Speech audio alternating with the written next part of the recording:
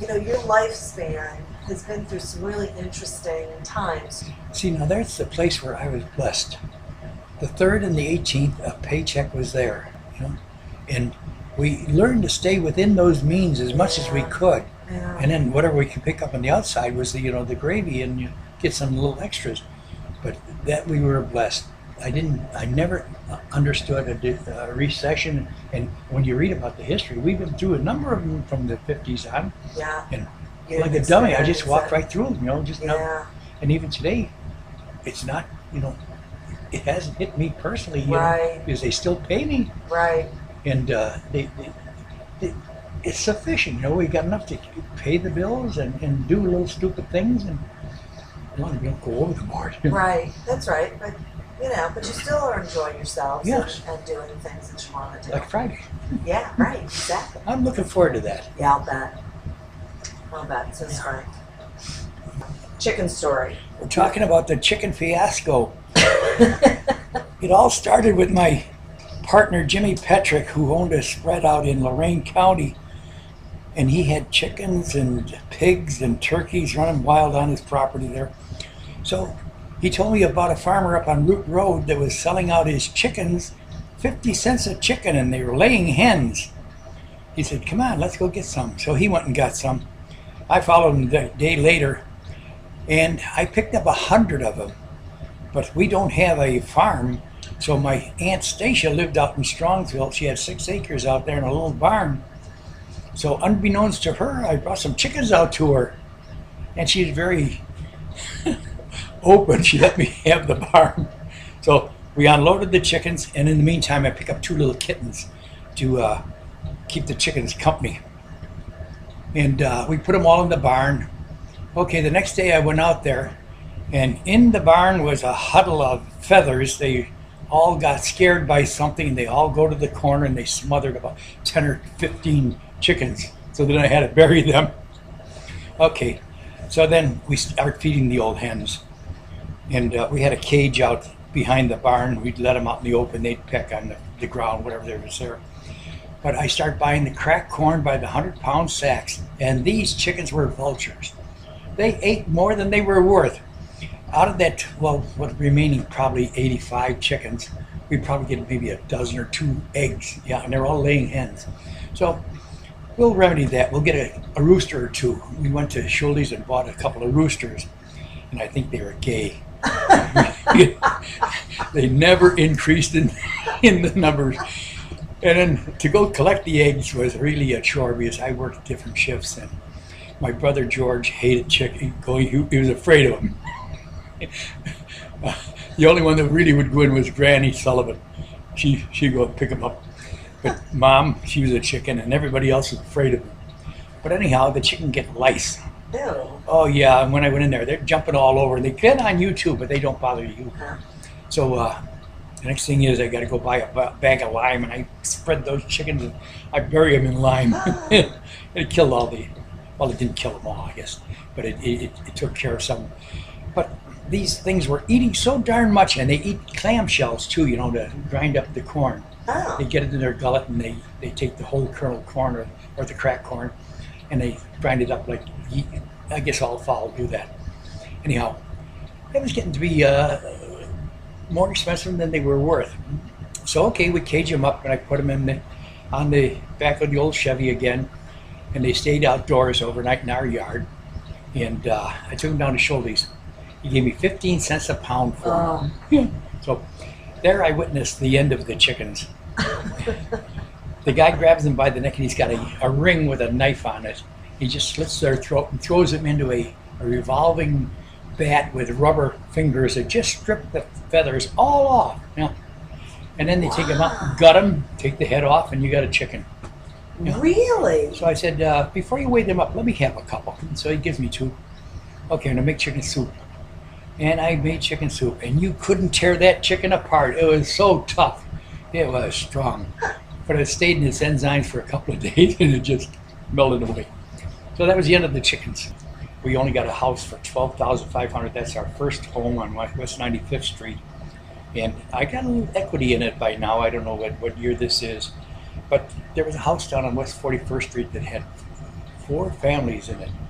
And it was only 12,500 for 4 family. So I went and looked at it as a brick building, and it looked pretty good. Okay, I bought it. And only on the strength of the house. So now I got 2 bills to pay. One bill. And I got 4 tenants. That's going to be good. $40 for the upstairs and $45 for the down. Yeah, that's how cheap rent was then. Yeah. And they paid their own utilities. And they had a little space heater in there. And before I bought the place, they were a Hungarian family. They said they would stay. Okay, I got it made. I have a full house. And I got enough money to cover the mortgage. Okay, so I'm in business. So within the month, I'm down to 1 tenant. The 3 of them moved out on me. Oh my. Yep. So there I'm stuck. And then who goes on strike with the newspapers? You're kidding. Yep. So I don't have anybody renting. Right. Finally, I get a couple of people that were on the welfare list. Uh-huh. And that helped out a lot. And then before they moved in, they insisted on a new paint job. I got to go through and paint the place. Yeah. And, but it was an easy job, Yeah. I'm a fast painter. And that lasted maybe a year or so, and then put it up on sale to get rid of it. I don't think I lost on it, but I didn't make a dime. Yeah. So I guess I cooled my heels for a little bit after that. What kind of stupid things to get into next? The biggest one was the bowling alley. Yeah. Before I bought it, I used to bowl there when we were young, and it was our hangout. When Milton Berle was the big thing on TV, we'd go there every Tuesday night to watch Milton Berle have a 10-cent beer. I think it was a dime then. Wow. And we'd spend the whole evening there with one beer in your hand. And we weren't even old enough yet, really, 16, 17, yeah. Anyhow, I liked the place. And then I think I saw that in the paper too. So I went down and I sat around, and you get pretty obvious when you sit around just watching bowlers. And then he got on to me, and I started a conversation. He said, I saw your ad, and I come down to look it over. And pretty soon I was hooked. Okay, now we got the West Boulevard house, and that is paid for now. Because I only bought it for $10,500. Wow. I stole that thing. Wow, no kidding. Yeah. Oh, it was an abandoned place. It was all beat up, ransacked, and. I didn't know that. Oh yeah. The old lady was in a nursing home for 5 years, and the place was, the ceilings were falling in, and the water coming in. It was a mess. Wow. But it had a lot of antiques in it. My God, there were so many antiques in there, and they were a funeral director's family. What was it? Well, I'll think of the name. Okay. Anyhow, the niece was the inheritor of the place, and when I made the offer, she took it right away, $10,500. And she said, a lot of the things I'm going to take, well, they're yours, Yeah. take what you want. Right. But they had this one solid brass bed. Oh, it was a beauty, an antique. And Wow. I bought that from her and a couple other little items that she didn't want. And that brass bed was so, big. It was enormous. And we gave it to the girls, and man, before you know it, they were tearing it apart. They're taking the knobs off, and oh, God. So, okay. So I sold that on. That's when I remodeled the house, and I put in the Pullmans. I got a carpenter, and we call him Carpenter. He was a clown. He built things in the basement, can't get them out. Oh, that's funny. Yeah. Oh, whoops. Yeah. Anyhow, he helped me, and it was all framework. It was just a box with a spring in there. But I put a radio in for each one of them, or not for each one radio and a light for each one of them, so they can have their own privacy and pull curtains like they do in the trains. And we put that in both girls' rooms. Did we? Or was it just front room? I don't remember. Anyhow, that worked pretty good until they all start leaving the nest. And then it got down to the dog, and Eileen had rooms apart. Yeah. They had the whole house. Yeah. But anyhow, I buy the bowl all, and everything works fine because this guy was a magician with those machines. He knew how to keep them running, and they were, I don't know how old when I got them, but they kept breaking down. So then I asked Frankie if he would go to this bowling school, and I don't remember how long that lasted. I don't remember either. He told me about it. It was on his resume. Yeah, and he did the course, but still it wasn't his cup of tea. Oh. So in the meantime, we have to pay AMF to have their guy come up once a week to repair the machines. And that was getting a little expensive Yeah. because we had to pay for every line that was used. Every game. No, I guess every line. I don't know how they figured that. But the machine kept score. It had a tally, and they just come and read the tally. You owe this much. Oh, interesting. And then at that time, I think we were charging under $1 for a game and 25 cents for a rental of shoes. And of course, the bar was supposed to be the big thing, but we had sort of a hillbilly group down there, and they were really loyal. Every Friday night it was hell night. Oh God! But I wasn't making money. You're not there, you don't know what's going on, and you're not making enough. I'm paying the bills, but I'm not making money. Yeah. And the machines are giving me so much trouble, and finally gave up on the machines. But in the same time, I was trying to get the bank to go along with a $65,000 loan so I could buy 8 new machines from Brunswick, which was coming from Japan. They went whole hog over there, trying to get the Japs to be bowlers. They built emporiums 20 stories tall, bowling all the way. And they failed. So they're bringing this stuff back. You get the lanes and the machine for $8,000 a piece, yeah. And man, it'd be new wood and new machines, and these are all belts. You have no problem with belts. They didn't have that stupid grain and all the other little combinations that AMF had. So that would have been an easy run. Yeah. But I couldn't raise the money. It's okay. So we closed the bowling alley, and with all that money they charged me for repairing those machines, when they took time to come out, they brought a big trailer and just junked them. Junked every one of them. Wow, really? That's how important they were to them. Wow. Ugh. The biggest regret was I didn't grab a half a dozen bowling pins, Yeah. Yeah, because that would have been just one. But that's over the hill. Yeah. Anyhow, then now we got to do something with it, so I opened up a hall. Then I opened up the Lorraine Street Catering Company. Yeah, I went into catering, and I had a number of people. I got some pictures I can show you. They, an art school downtown, what the heck was it? It was on Carnegie Avenue.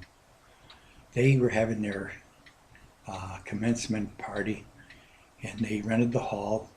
They decorated it and made it really nice.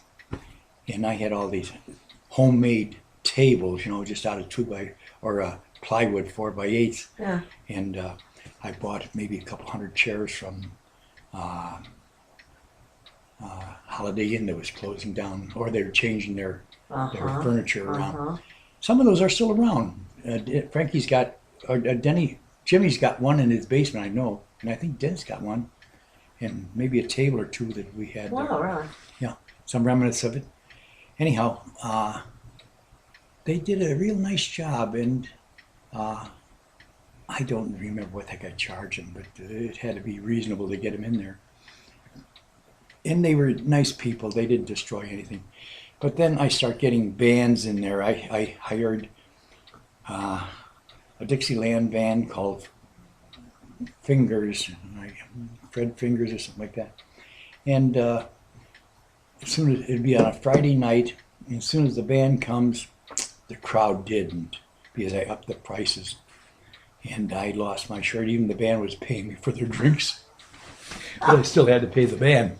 Right. Okay, that went on for maybe a month or so. Then I get into jazz. And this jazz group, they're really good. They stayed out in the bar room, and they like to mix their drinks in big containers and just... So maybe I broke even on that, but that didn't last too long. And then I had a a black guy with a banjo. Yeah, and a couple of hillbilly singers, but nothing went over. Huh. They don't want to pay for the Yeah. entertainment. They were their own entertainment, you know. And the biggest waste was my lunchroom. We had a little bar and maybe a dozen seats, a grill, and a deep fat fryer. I didn't have a refrigerator yet. Or did I? Yeah, I had to have a What do you refrigerator. think? Anyhow, if I would have had enough time, I would have developed that. Because I could have picked the noontime trade from the factory next door. They'd come over for. I was buying sandwiches ready made, 2 days old, I guess. One of Yeah. the commercial outfits, Yeah. and just up in the price a nickel or so. And Yeah. then I even hired it out to some little Greek lady that she didn't make a dime. She made lamb's head soup, the big lamb's head in a big pot, Oh my. boiling away. She lost her shirt on that. And for rent, she gave me her little freezer, which I didn't want. Anyhow, after a while, we went from catering to bingo. And I picked up this foreign group over on East 66th in St. Clair. They were so damn demanding and so obnoxious. God. When my brother-in-law Eddie got the next account for me, Stella Maris. Now they were all ex-drunks supposedly, and all working for the cause, but they were working for themselves mostly. And we rented a hall to them, and it was on St. Patrick's Day that I could throw these foreigners out. Oh, that was a real treat. Said, "It's over, folks. You're done." We had no contract or anything. My goodness. And boy, they were hurting. But they went somewhere else, I'm sure, Yeah. because they were making too much money on the bingo. And we didn't have any really parking there. We had a lot. It was as big as this room. How many cars can you get? Maybe a little bigger. Yeah, twice the size of this room. Yeah, but still. But it wasn't paved good, and it was beat up. It was breaking up. Mm-hmm. I had no money to fix it though. Mm-hmm. Anyhow, they parked all over the neighborhood, and then they start getting complaints. Huh? Boy, Yeah. yeah. But the gas station was good. He closed up early. He said, "You can use my place." Oh, that is nice. Yeah, and the street was loaded. They got a good crowd there, so they were making bucks. But then this one fat gal that worked in the police department, she was going to sue me. She Boy. slipped on something in the place and fell on her arse, and she said, "I'm going to sue you." But she never did, thank God. But I did have some kind of insurance. I didn't. Yeah. And there's so many hidden things in business that people think you go into business, you make a buck. First of all, every darn stool and chair in there, the county taxed me on it annually. And every time I had a band in there, I had 2 outfits I had to pay. Asked me if the people that wrote the song, the people that Oh, wrote the words and the ones that wrote the music? yeah, you had to pay them. Wow. And on top of that, there's all kinds of other things That you don't I- think about? Yeah, that's what you have an auditor for, and he kept me out of trouble. But the first time I start putting people on the payroll, I put all the kids on the payroll, and the auditor said, "Are you crazy? You're going to have to pay compensation on all these people. Get them off." Yeah, he told me straight up. Thank goodness.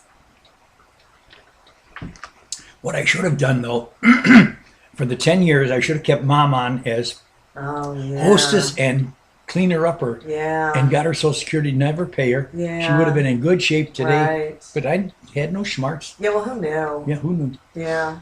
Anyhow, that's over the dam. Yeah. What else? So we sold that, and it was kind of a shady deal that they pulled on me. Mm. They came and said, "Hey Jim, how much is it going to cost us to get the place?" So okay, I look in the book. They owe me $69,000. Well, I know they're not rich, and I forgave them 30. And it was $39,000. So what happens? Schultz, that guy that makes Ziggy, Uh-huh. is the owner. He could have he could have well afforded the 69, but they didn't tell me that. I thought I was dealing with Stella Mars. Okay, that's Wow. so that's it. Ugh. But we still came out. I got a car out of it. Oh, there you go. Yeah. And also, they carried my taxes for 10 years, in the house. I have no complaints. Yeah. It was an experience. No kidding. You guys took the kids camping a lot, and like to parks and stuff. Oh, yeah. Frank tells the story about, this is one of my favorite stories, about how you guys went to, I don't know which, Atwood, is it Atwood? That was one of our favorites, yeah. Left him, he went to Oh, yeah, fish, yeah. and you guys left, and then Jerry was, well, we packed up and we even got the dog in the car and didn't count noses. We're on our way and there's Frank over on the bank with the fishing. If the kids didn't notice him, he'd still not be there. Exactly right, poor thing. Oh, Frank is a loser there. He got lost with Mom at Zayre's department store and nobody would claim him. Aww. He was just a little guy then. Had a lot of Frankie stories. Yeah, everyone's got stories. I'd love to hear different stories for the different kids. That was one of the things I thought of. Yeah, and they all had nicknames. I don't know how. I think their cousin is the one that sprouted those names. Oh, really? Yeah. I wondered where they came from. I mean, Eileen, I get. Eileen, that one makes sense to me, but...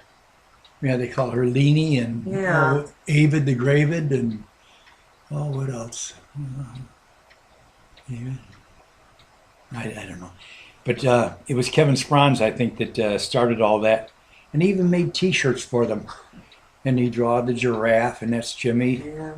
And then, I get that one. Jimmy's tall. The devil. Dennis? And that's because Jimmy was taking German at that time, and he learned one word, I guess, Der Teufel. The devil. And that became Dennis. That's really funny. Der And Teufel. what was Sarah? Sarah was the mouth. Oh, that's funny. Really? Yeah. And Bucky, what was she? Oh, buckwheat. Buckwheat. Yeah. Yeah, what is that? Did she have buck teeth? No, What no, was no. that? What? Just an imitation of that little black gal in Spanky. Oh, isn't that Yeah. funny? And, I guess. names come up, and I guess. she answers to it. It's a riot. And what about Loretta? Loretta, oh, that was bad. Elephant. Oh, yeah, that is Yeah. bad.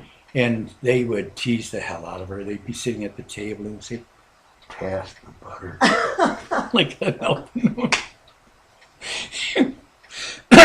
Oh, they abused the heck out of that poor. And she was a little chubby thing. Anyhow, who did we leave out? We left out, let's say, we're not like Frank. What was his? Frank. It's something I can never remember what it is. What did we call Frank? See? Spanky, I guess. Spanky. You know what Yeah, that might be it. Which is probably from Little Rascals. And then I'll have to ask the others. John Snork. Schnork. Yeah, Yeah, what is that was a comic, cartoon, Snorky. Was it really? Yeah, it had, I don't know the type of, I think it had a big long nose too. Yeah, it sounds like it would. And I don't even know the story behind the Snork, but Yeah. he got stuck with that. The Snork. And the Schnork, okay, and then there was the boat. Oh, That yeah. always leads me to the boat. The Cutty Sark. The Cutty Snork. Right. Why was it called that? Because it rhymed with Cutty Sark. Oh, that's really funny. Yeah, a 14-foot aluminum boat I bought at the, when I worked security at the Sears. It was a, To go fishing in? oh, yeah, well, just anything. Anything? Yeah, we weren't really good fishermen. I had this cottage out in Newberry. That was another story. My sister lived in Newberry, and it's the little hillbilly Alkel. And her husband worked for Halley's, and he was a truck driver, and he didn't mind the 26 miles back and forth. Wow. And this was just a little shack shed. It was a summer home that everybody moved into for permanence. Okay, so they've been there for years, and then finally one of their neighbors selling out, and it was for $2,000. So okay, I'm strong with the police department's credit union, so I go get the price of that and give them the title, and I'm in business for the cottage, which was a wreck. First thing we did was burn the outhouse. The Spronses were all out there. We had a big ceremony burning the outhouse. Now we don't have any outhouse. Yeah. That is the downside to doing that. But yeah. we had pails. Ah, there you go. Yeah. And we had a toilet that was already full. Uh-huh. But no place to go. Oh, no. And our neighbor had water. We didn't. Oh. We had electricity, though. We were real modern. Okay. Anyhow, we start picking up junk furniture, and we got 2 or 3 bunk beds out there, and a crib, and we had a electric stove that was there, and we brought a refrigerator, a used one, and it was home sweet home for the weekends, and it was really nice. Oh. And it even got on to where my partners would go out there when we weren't. They just made themselves at home. I had no keys or nothing, just walk in, help yourself. There was nothing to it. But the lake, excuse me, it was a nice little pond, you know, probably as big as a block, huh? 300 by 300 round maybe. And we take the boat out there and we just paddle around. So, okay, we're going to try fishing. So I go to a pawn shop and I buy a number of fishing rods. And we're out there fishing. And I'm not doing a good job. And Jim says, you got to do this and let it go. I let it go in the bottom. The darn thing went to the bottom. So that was the end of my fishing there. But then, you know, we went other places, and when they're small, you know, they can get away with so much. The fishermen all love the squealing of the kids when they make pull a little sunfish. They got a fish. You know. That was at Pymatoonie when that was. We went all over. Pymatoonie was one of the favorites because that was rustic. Oh. We could burn the town down. You know, we had fires that would envy Rome, and great for, you know. I'd have beer bottles and we'd make ashtrays out of them, and yeah, and they'd crack up real fast. I wondered where that came from. And we then used to do that at Put in Bag. the plastic bags, you put them on the end of a stick, you knot them all up, and they choo choo choo. You know, when they melt, they make a nice They make little a noise. Yeah, and we do that all night long. We had a lot of fun. And then they had no showers. They had a big open john, you know, the outdoor john, and a water pump where you picked up your water. But it was nice, you know. We were tenters, but it was only, you know, something to do, and it was $1 a night. That was the big thing. Compared to any of the other things. Yeah, it's a weird. I don't know what it is about there. I can't imagine it's a little bit. Wow. So, and where else did you go? I mean, because you drive around the country. Oh yeah. Well, let's see. The next. Where do we go? Oh, when we were out at the Pymatoonie. Oh, no, out at the cottage. They always had the county fair in Burton, Ohio. We'd go to that. And that was the best fair we ever attended, because there's so many little things to do. You know, they have the tractor pulls and the old time tractors and the old farmhouses on the property, and you know the way it was in the 1800s. Yeah. And it was really interesting, but the kids were also small. But yeah, we traveled around a lot. One time for a vacation, we're going to take them up to Washington. So, Gettysburg. We're going to spend a week up there. We rented the cottage, and it had a great big Olympic-sized swimming pool. And that was the first time I ever saw really fresh, clean water running in a stream. You know, it was really? Out in front of the building. But that was a big asset, having the big swimming pool for all these kids, you know. Yeah. But then we start touring the battlefields, huh? So when you go to the battlefield, we had a 62 Ford, 2-door, 2-seat. Yeah, I think we had 2 seats in the yacht, 1 front, 1 back. Just a little thing, you know, and 6 kids. And the tour guide has to crawl in with us. Yeah, he was a real sport. I'll bet. He took us all over, and that's where and I think that's what enforced Devil's Den, because there's a Devil's Den in Gettysburg. Okay, so we toured Gettysburg, and maybe the kids got something out of it, but we didn't. Oh God, we went back after they were all gone. We stayed a week there, and we saw Gettysburg like you're supposed to see it. The tours and everything, the cyclorama, and a Greek restaurant that we were frequenting, and yeah, I couldn't take their bakla. Ooh, that's too sweet. Yeah. But everything else was okay. Yeah. And they had a swimming pool. It's always helpful. Yeah. And we, on our own, you know. So then, I think that was the beginning of our gypsies, you know, when we finally got the nest emptied, we started running. And, well, prior to that, we take the kids down to the Mammoth Cave. Oh, I was just going to ask you about that. That's so funny that you said that. Because Frank and I went to the Mammoth Cave. Yeah. I can't remember what, it must have been like going to Tennessee or back from Tennessee, or I don't remember when we did. But That's where they had that Fat Man's Lament where you had to squeeze through a little opening to get through. Fat Man's Lament. And I think I carried Eileen through that. And that was another fiasco. When we got there, the camping grounds were full. Okay, we didn't make reservations. We never do. Yeah, they're going to wait for us. So they were really sports. They said, well, I think it was about 40 miles away was a federal dam that let you camp there, and it's, you know, very reasonable. Okay, so we made our way up there, and it's, you know, and I had this damn 62 Ford van that I never should have left Cleveland with. We didn't get out of, we didn't even get down to Dayton before it was boiling over 2 or 3 times. Yeah. So each station they wanted to change the, what was that little thing in the radiator? oh, The name- you know what? I know what you're talking about. The name I can't escapes me. think of the name of it. Everybody wanted to change that, and it's already changed. Okay, so each time we leave, okay, we get down to Dayton, and we pull into a state park there, and of course we got Twiggy. Can't do it. So I don't know if I had a Boy Scout emblem or something, and he said, well, the Scouts aren't here, and we'll let you go over the Scout area. Okay, we're going to be there alone. Okay, so thank you.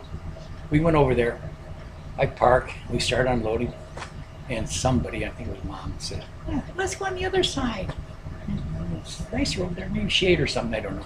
Okay, so go and crank up the car, and boy, the damn thing exploded. The engine's sitting in between the 2 seats in front. Big puff of smoke and flame, and I'm sitting on a gallon of white gas. Oh my. Yeah. So gee, we put that out in a hurry.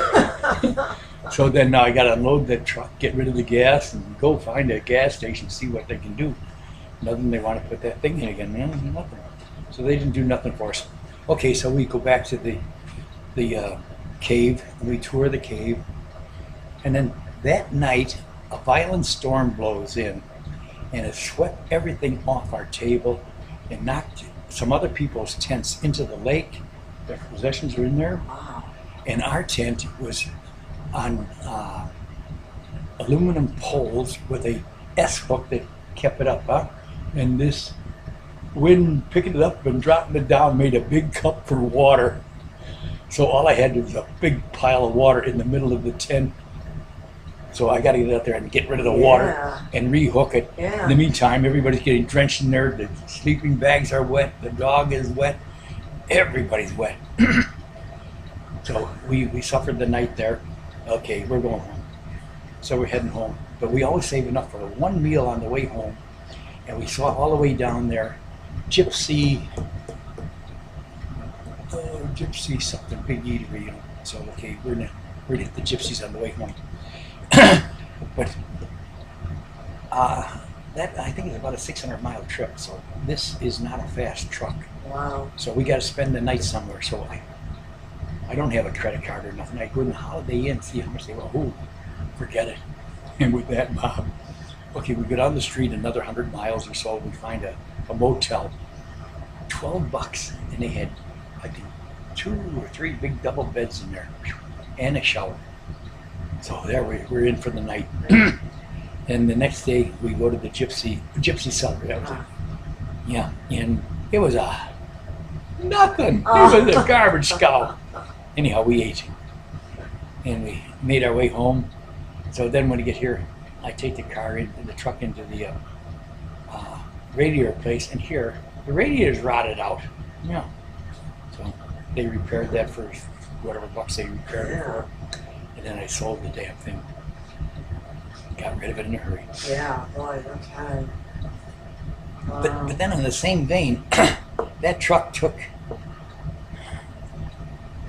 not the whole troop, but a whole bunch of kids up to Mackinac Island. Oh, yeah. Yeah, and that was a night trip that we'll never forget. And every time we went to Mackinac Island, we'd get rained out. Really? Yeah, every time. And we were up there maybe half a dozen times. And the nice thing was they had open gates on that world's biggest porch. Didn't cost you to get in. Now it does. And it was fun, you know. So we were all in Boy Scout uniforms, and yeah, they treat you a little better. And we toured the whatever museums they had. They're all free. Did you just stay on the island, or just No, you went boat across over, the and bridge? it was a nominal amount. I guess a quarter, half a buck, maybe, I don't know. Yeah. But every time we stayed there, the tents got wet. And then again, our departing meal would be a breakfast, and eat what you want, kids. This one kid, he was a real chum. I don't even remember his name, but they sort of had a little contest who could eat the most pancakes. Right. Eek. And which of the kids were Boy Scouts? Dennis? Well, Dennis and John got in 515, which was a far superior troop to mine. I got no troop. Mine was St. Ignatius Troop 13, which was defunct for one time before, and this other guy picked it up. And he was using old garbage tents that kids couldn't even carry.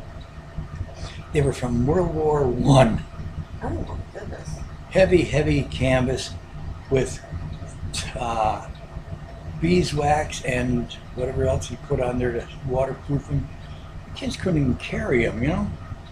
And they had half-inch pipes, black pipe to connect them, you know? Big deal. Who the heck could carry them? Honestly. And the dining fly, my God, it was a big one, but it was worthless and so heavy. So after that scoutmaster left and nobody's going to take it over, I took it over.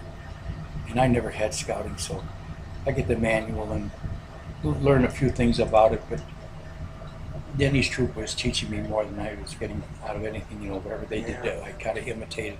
Yeah. And I did a few illegal things. Illegal as far as the scouts believe? Yep, Okay. you know, like having raffles.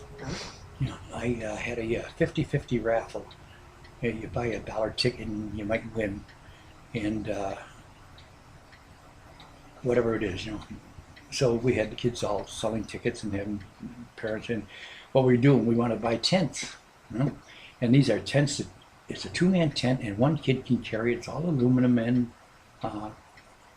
what kind of material? It'll be waterproof. Nylon? Nylon, yeah. Okay. So it was nice. And I forget what the price. I think the whole total comes up over $600. Anyhow, we did get enough money for that, and we bought the tents. Great. And then my neighbor, Morad, had this old trailer, which was just a little 2x4 thing, and he sold it to me for $50. So my partner Norm Rubel came over. He's pretty good at carpentry, and we bought the plywood and we built a frame on it, and we put shelves in there. We had a double decker, you know. You can carry food and supplies and some of the kids' stuff, and we put a rack on top so they can put their bags and everything up on the top.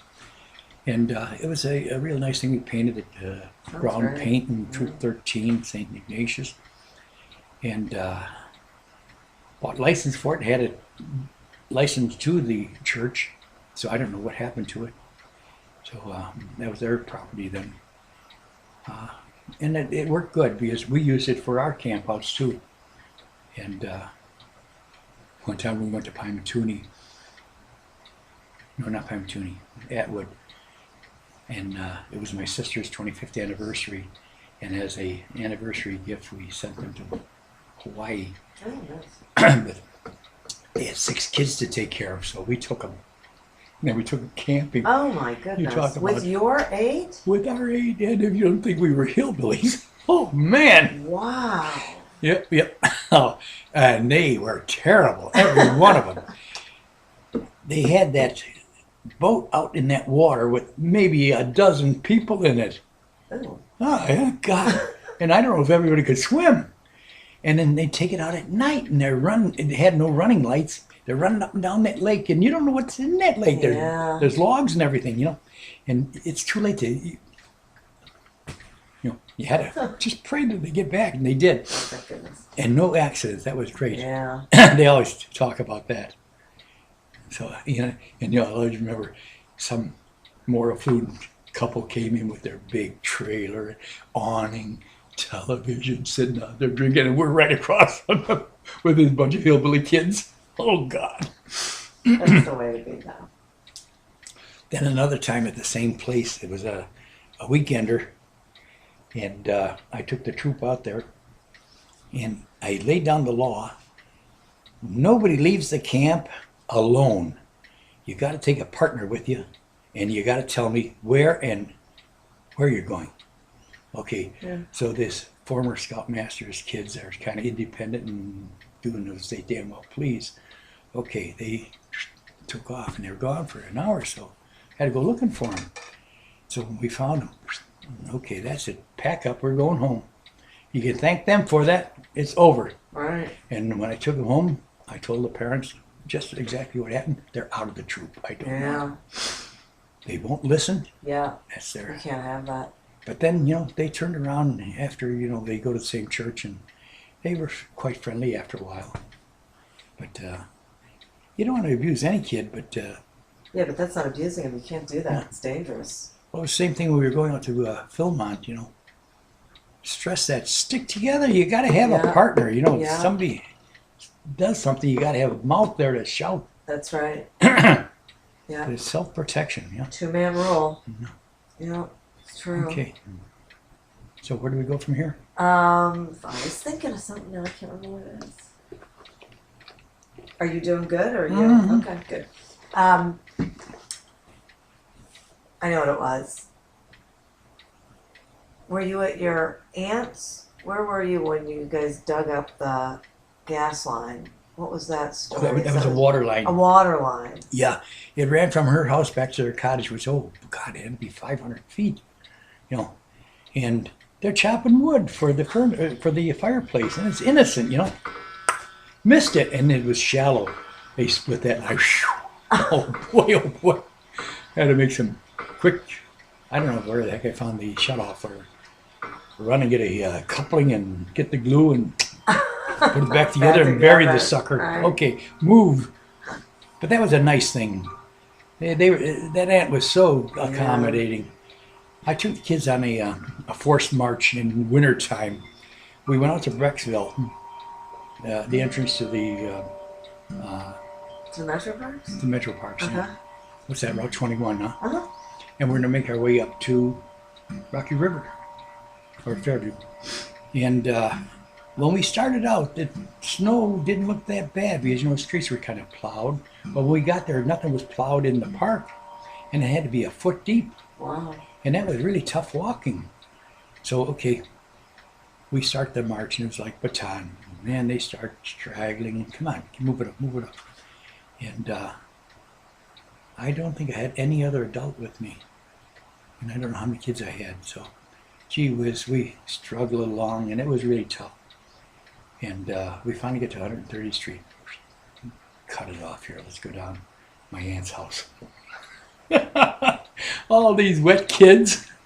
Yeah, she was so accommodating. That's Made really great. hot chocolate for them and everything. And we called for a pickup in this. Yeah. One woman, she had a truck, and she'd come and pick them all up. Yeah. So the aunt was very accommodating. Yeah. She was a good guy. It's really great. Yeah, she had lost her husband a couple years before. Wow.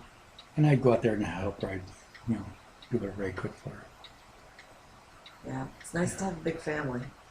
Yeah. You know, for all that. Yeah, gee, you bring back a lot of memories. Yeah. Yeah, scouting and everything. Some of these I hadn't heard before either, all the different businesses and everything. I hadn't heard some of this stuff. Yeah, we had a lot of good times. Yeah. Oh, and then we would do the whole Emerald Necklace. That was 70-mile march, and it's supposed to take 4 days, but I don't have 4 days. I got 3 days. So we start out, we don't even ask the rangers anything, you know. We stay where we want to. They would assign places. Anyhow, we go down Euclid Avenue and we enter there, and then we go into Nude Story. Oh, God. My brother-in-law owned a mobile out there, and we would visit him, and gee, we liked it being right down on the lake and everything. And 2 doors from him, 2 doors down towards the lake, with the biggest lot in the whole place. The place up for sale for $14,000. Oh. And looked it over. It didn't look too bad. It was just one young guy that owned it. He wouldn't budge. He wanted his $14,000. That was it. Okay, so we made the deal, and I had just quit. Or not, I didn't quit. I got bought out of the hospital, and I was flush with dough. You know. What? You got brought out of the hospital? Yeah. When they were reducing the staff, huh? And, okay. And they had a buyout twice. I wasn't eligible the first one, but the second one I was. Okay. And in the meantime, I had some kind of a savings plan with them that, with I don't even know what organization, but over the 9 years, I built up I bet $15,000 or $20,000 in it, you know. So that paid for the mobile. I didn't have to do any running around for money. And then you go pay your taxes, and it's yours. So that was free and clear. Wow. Okay, so we started weekenders out there until we sold the house, and then we went out there permanently. We stayed about 4+ years. But things started to change. The owners were the original Darby family, which was a farm in the old days. And then they went into the mobile business. And there were 28 buildings on that property, and each one paid rent. And, well, almost everyone. Yeah. And he wanted to sell it. He wanted $300,000. So Eddie and I, we were going to collaborate, but we weren't smart. We were going to try to do it with the nickels and dimes that could scrape up, and he made a ridiculous offer, like $200. Forget it. So that fell by the wayside. We never made another offer. But some New Yorkers saw the thing and they came and bought it. This is 6 acres on the lake. Yeah, boy. And as soon as they came in, things started changing. You know, a little bit for the better, but they changed. Yeah. We didn't know it at the time, but raw sewage was going in our swimming area. Oh. Yeah, they had these. We saw these boxes that were supposed to be septic tanks, but they were no bigger than that cab. And when they overflowed, they just pumped out into the lake, and there was a steady stream of the ooze going up there. Wow. But it was off to the right, and we swam to the left, which is still there. Yeah. Anyhow, the EPA got on. So they built this enormous facility to purify the awful. And it took up our backyard. Wow. I had a bocce court there, but they didn't disturb that. But where I played, where we put up our horseshoes, that narrowed it down too much. Anyhow, they took over the backyard and limited us to a very small lot then, which was everybody else had a small lot. So okay, we're all equals. That was one of the first blows. Then the second one, he wanted to put water meters in. I don't know if he did. Anyhow, he jacked the rent up. It was $85 when we started. It was $200 when we left. Wow. Yeah, because he made that improvements. You know, you had to pay for them. Yeah. So then he brings a gas line down, Columbia Gas. Yeah. And it was your option. You wanted to stay with the propane. Okay, this way you don't have to call nobody. We'll have permanent gas, or you have to change over your stoves. Okay, so we did that, and at no small expense. And then he started paving the roadway, and it was getting, Wow. too commercial, and they tore Yeah. down some of the old shacks and put up mobiles out right on the water, blocked everybody's view, took up the whole waterfront. Really? Time to go. Yeah. So we put it up for sale, and somebody bought it. I don't remember who. I don't either. I remember it was quick. But there, we bought it for 14. We sold for 19, so we didn't lose on that. Yeah. No, so okay. But we were looking around for property up there. They want $30,000 an acre for nothing. An empty lot. 30,000. I know, but now. Yeah, well, who knows what it is now? Ridiculous. Ah. So I just had a thought. Well, you said something about the hospital that made me think about all the jobs that you had. Okay. East Ohio Gas had my first real job after graduation. I'm an office boy there. $130 a month paid once a month. So you better learn how to hang on to some bucks and have office decorum. Mr. Dixburn, come here, kid. You can't dress like that. You've got to have office decorum. Okay. So we had this seconds, where they had reject clothes, Yeah. they had a stitch or something. Fisher's Supplies. It was right on 4th and Superior. And their stuff was cheap, maybe $1.50 a shirt, $2 a pants, And every payday I'd get the matching set, I'd have brown, green, blue. Yeah, so the opposite corp was a little bit better. But I don't know what I looked like when I went there. But I was smoking at that time. Yummy. And I had matches in my pocket, and somehow I scraped them together, and they exploded. I got to run in the men's room. Woo, woo. So I hide that all day long. But that didn't last long. I hated the office. Did you really? Yeah, so I transferred to the Spudding Gang, which went all over the county. And all we did, I'd carry an explosive meter, which was a little stem that went down. They'd punch a hole in the ground, and I'd stick this meter in there and squeeze a bulb and suck up the air, and it could register this gas leak. So we do that in every house going down the line, every Wow. business place where we could spud, But you got all over the county, and that was really interesting. I saw places I never dreamed of going. That brings you almost to Army time. I went with the plumbers right after. I was promised an apprenticeship, but the guy was using me just as a truck driver. He had apprentice wages. Since I was a pretty strong glute, I could handle the bathtubs alone. They were 300-pounders, all cast iron. And you carry them upstairs. That is a real chore. Wow. So I learned how to do it. You take them out of the case and you get like a turtle, get inside. And you just walk upstairs one at a time. You get it up there. And then taking these laundry trays, which were all cement, they were 400 pounds, down the basement. You got to be careful on them because they break easy. And you got to put some 2x4s or something for it to slide down. And when you get them down there, you assemble it and you're done. Anyhow, that lasted for a while. This guy's the best guy I ever met. And he's a Jew. Oh, good. Yeah, his name is Lit. Sanford Lit? Lit. Okay, he owned, I'm trying to think of the name of the plumbing company. And he treated me like a son, honest to God. He was so good to me. Because I was remodeling my mother's house. And he made a special effort to come over and measure up and tell me where I could get the best deal on Wow. cabinets, and took me over there and introduced me and got me the deal. I mean, how good of a guy is that? Yeah, no kidding. Wonderful. Came to my wedding. He was a good guy. That's great. Sanford Lit. Never forget him. Huh. Yeah. Anyhow, I got drafted from there. Oh. Yeah. Okay. So that was the end of it for 2 years. You went to Korea. Yeah. And then when I came back, I was IBM trained, but we never had the IBM machines over there. Oh. So I went to work. I signed up for school over at John Carroll on the GI Bill. And I had to get a job, so I don't know how I come into this. I maybe went down and asked him. But their headquarters were at 21st and Euclid.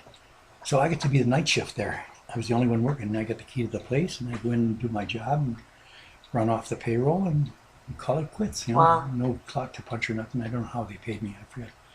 But anyhow, that lasted a while. And transportation was streetcar. You had to walk down from 21st down to Public Square to find your Madison Avenue bus or streetcar, and you wait for the one to come around. Get home maybe 2 or 3 in the morning. That didn't work too well with going to school too. So then, while in school, on the bulletin board they had an advertisement for firemen in University Heights. It's a new station. They just became full-time. They were part-time firemen there. So, yeah, I made the application and then took the test and I got the job. And I stayed there about 9 months till the city of Cleveland called, which saved me a big trip in and out of the city. You know, and by the time you get home, it was too late to even find a job or do anything. So that was a waste of time. And I expected the fire department to call because they had called right after I got drafted. I got it on the list real high, and I got the job, I think in December, but I was in the Army. They wouldn't give it to me. So finally when we come back, Eddie Sullivan was on the list too. We went down there and we started moaning, you know, that it isn't right. And he said, well, we'll put you on the end of this current list. So, okay, we're on the list. That's why I took the university job. I wanted to be a fireman. Anyhow, when the police called, I said, oh, the fire can't be that far behind, which they never called. So 27 years later, I'm leaving them. And it was a good life. I wondered how you ended up being a Cleveland policeman. That was really one of my questions. Yeah. Yeah, it wasn't by choice. I took both tests. Yeah. Which we were allowed to then. I don't know if you can do it yet. And the fireman was first to call. Doggone it, and that would have been perfect. Yeah. What really got me started in the fire department when we were on the Spudding Gang, that was our favorite hangout. Going into all the fire departments, the University Heights, not University, but Shaker Heights and all the little outlying things.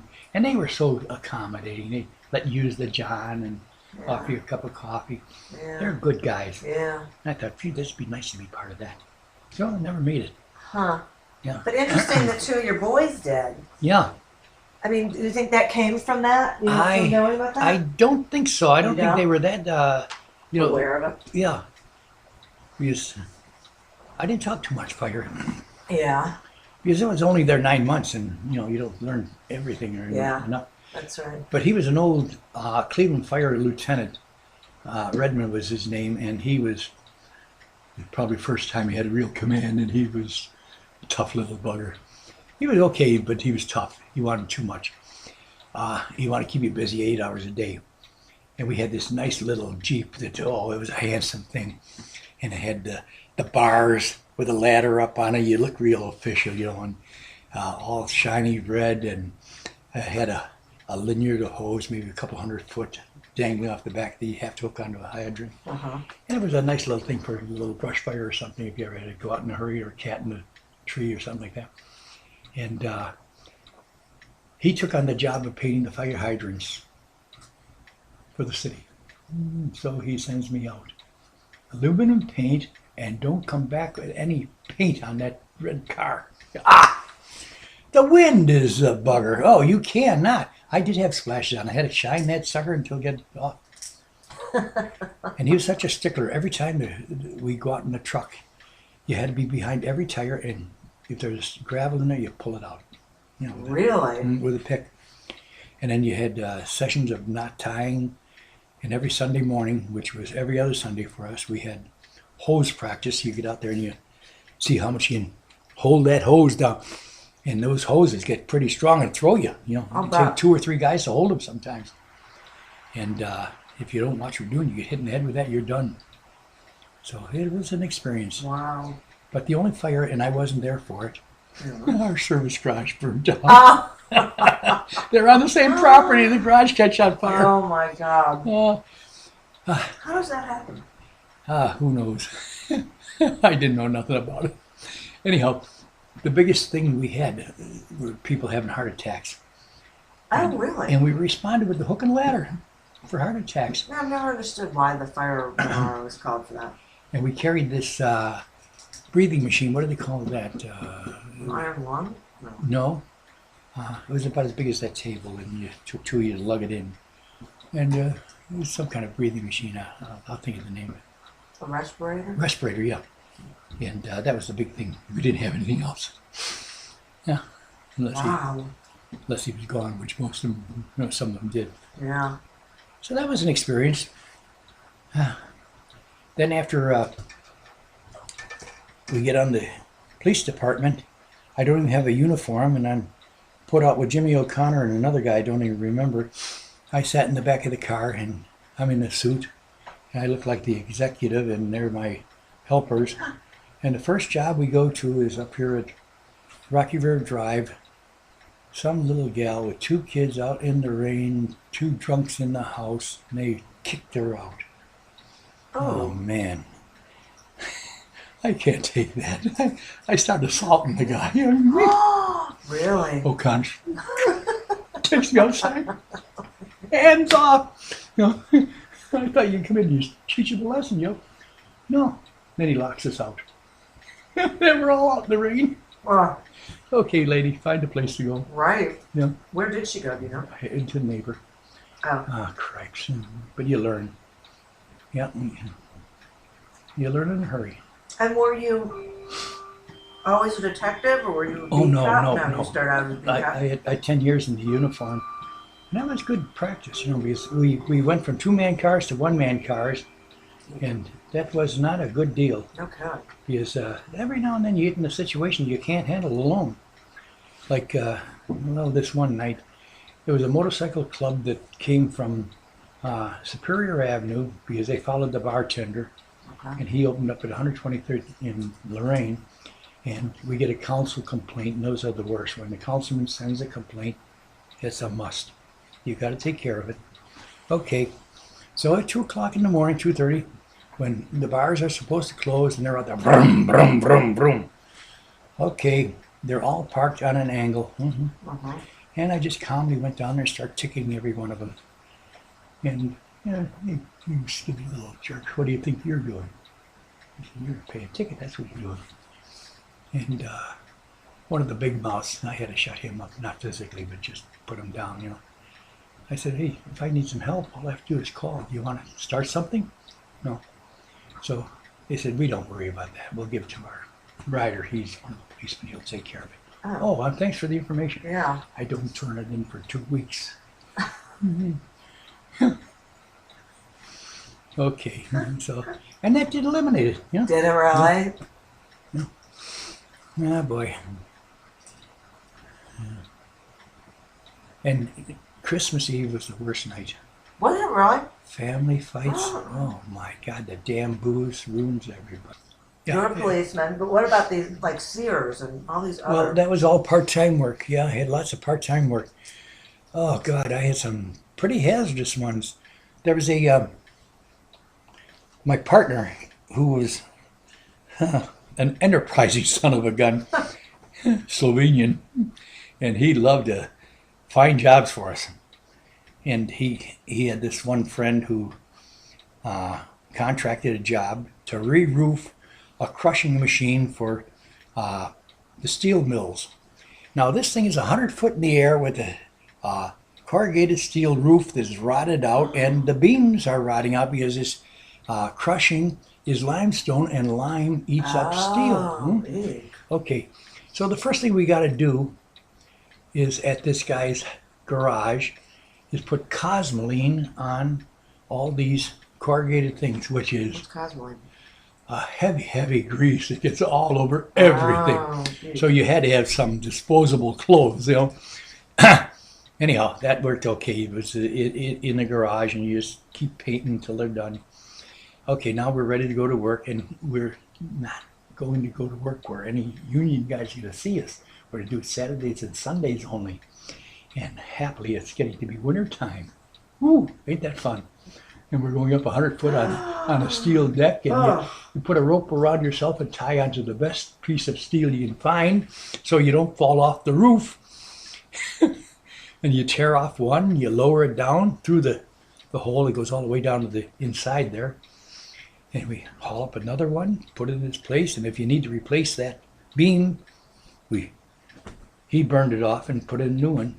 He was a good mechanic, but that lasted for months, And I didn't get paid till it's over. And boy, was it a happy day when it was over. Because it was pretty good pay, but it was hazardous heck. Sounds like it. Yeah, well, we got the job done, and that was done. But the next one was we can take down an old oil storage tank. No thanks. They had 6 inches of oil still in there. Oh no, I can see what he'd be slopping it around in oil for a week. No. I turned that one down. Yeah, and then I don't know when Sears came in the '60s. That would be early. That lasted 10 years. That was a good one. Yeah, it was, but Sears put me in debt more than they ever helped me. Why? Because you shopped there? Oh, constantly.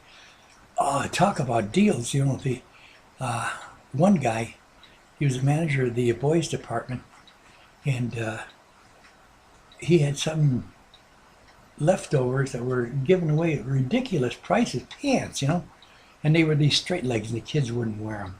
And like a sucker, I bought the whole batch of them. They went to Goodwill. Yeah, Goodwill maybe. Yeah. That's what I always figure when I buy my kids stuff, and they don't wear them. Yeah. Well, anyhow, these were new. Anyhow, they never used. Yeah. We had a lot of fiascos like that where the kids turn up their nose. Uh-huh. Jerry and I went to an auction one time, and we bought sweatsuits, these gray flannel sweatsuits. And they might have been too big for the kids at the time, but hey, who cares? A sweatsuit. Right. They wouldn't wear them. And who knows what happened to those, and I don't know how many we had. And I bought a whole box of belts, not knowing what I was buying. But they're so cheap, like 15 cents a belt. And the whole neighborhood had belts. And then what was the hospital? Oh, the hospital. That was a lucky job for me. It was in the paper, and they wanted a maintenance man. Okay, I went down, made the application, and the woman I talked to, I came off kind of favorably with her, and she said, "We'll call you," which they didn't. So I went back and I asked them again, "Did you fill the job yet?" So they let me be interviewed by the guy that runs the maintenance department, an old German guy, and he was pretty nice to me. He hired me, and you're going to be a painter. Okay, I can do it. That was a real nice job. Yeah. But when I started, I couldn't believe. We'd show up at 7 o'clock in the morning. We'd have coffee in the office till about 9. Then we go on our first break to the lunchroom, and then we go roam around. This is with my black partner who was there forever. We go roam around the hospital. He's doing his. He was the union rep, and he'd talk to all the people, and that's what we did for the next hour. And then it's lunch hour, 11 o'clock, and then we would come back maybe about 1 o'clock. We didn't do a lick of work. Not a lick of work. No. And that lasted a long time. So finally, when I get a job to paint, and I felt kind of relieved to do something. Yeah. And one time, this doctor, she was an Oriental doctor, she wanted her room fuchsia. Oh. Okay. So we get her fuchsia paint. Oh, God, it was so gaudy. Yeah. It was redder than that thing there. She didn't like it. Not bad. Yeah. And then the other one was for the ward where the people get a little spooky. They wanted something calm. Pepto-Bismol color. Ew. Like that shade. Like this? Yeah. The president comes through and he said, "Get that out of there." I can't imagine that color being good. Yeah, it's supposed to be blue. Blue is soothing, yeah. Oh, right. Blue is soothing. But that pink, they wanted that. Pepto-Bismol. Ugh. Oh, God. Which hospital was it? Lutheran Medical. When did you retire? So you were 27 years on the police force? Mm-hmm. And 9 years with the thing. Hospital? But in the meantime, between that painting job, I took a number job. I was a salesman for white goods, selling refrigerators, televisions, which I knew nothing about. Wow. And they didn't take any time to train you. The only thing I was expected to do was work Saturdays and Sundays and holidays, and pull all the plugs at night. I don't think I made a sale the time I was there. Yeah. And it was out here on Madison Avenue in Lakewood, just before Rocky River Drive. It was just a little hideout, but Bill's was the name of it. They were on 117th Street, and that was a satellite out there. So I was at the satellite, and it was worthless. I don't think I ever made a sale there. And prior to that, I was selling furniture over on about 17, which is Brook Park Road, yeah. And that place, they changed the name weekly. Huh. And the funny thing was, being the last one hired, so I get the ones they don't want to deal with. So in come an Indian couple with a red dot, and here comes a dot, yours. Well, that dot bought more than they believed. They bought a whole house full of stuff. Wow. Yeah. Good for you. But the furniture was junk. Well, The mattress I could pick up with two hands. It was nothing, you know. And they give you, they had names like Broyhill, but they must have made a real cheap set too. version of it, right? Yeah. Yeah, but they did. But that didn't last too long either. God, I had, and then I went to be a cook. Yeah, at Holiday Inn. Oh, yeah. Yeah, I was an afternoon chef there. Well, no, I was morning chef too. Which one? 100 or 150th? no. Up at Route 82. Oh. 82 and what? 130? Yeah, 130. Uh-huh. Yeah. That lasted until he wanted to give me the job. He fired the head cook on the second shift. I don't know why. And he asked me if I would take it. Oh, no thanks. I wouldn't get home till 3 or 4 in the morning. Yeah, wow. You got to clean up the place after you're done. Yeah. Cripes, I didn't want to do that anymore. I had enough of that night shift. So I left them. But it was an experience, you know. One jerk, he ordered liver. And we always use wine with the liver, huh? At least they did. Yeah. And you don't overcook liver. You just sear it. So I sent it out seared, and he sent it back twice. So I put it in the deep fat fryer. It didn't come back. Oh, yeah. They were nice people, though. Yeah. Yeah. Oh, and it was Sunday. They had, what do they call it, smorgasbord or something on Sunday afternoon where you eat all you want? Yeah. Probably. A buffet, A yeah. buffet? Yeah, Sunday buffet. And they bring out, they call it steamboat round. And it's the whole leg of the beef, huh? Wow. But in the center it was all rotted. Oh, Ew. God, after it was cooked, it was all rotted when they cooked into the first. Ew. I didn't do the cutting, I just did the, Ugh. I didn't even do the preparing there. And then another sneaky thing, Wow. never get the chef's special. They're cleaning out the ice box. Is that right? That's a I fact, always that's wondered a about fact. that. You know, all these little wieners that you get at Happy Times, Uh-huh. that's all left over from days ago. Oh, that's yeah. interesting. It sort of tastes like it. And the spaghetti is already cooked and frozen in a little plastic bag. You put it in boiling water for a couple of minutes and you pour the sauce in there. It's been there forever. And the French soup, I just keep adding French soup to the French soup. Never fresh bowl. Put the lid on at night. Really? Yeah. And the fish. Oh, that was something else. Yeah.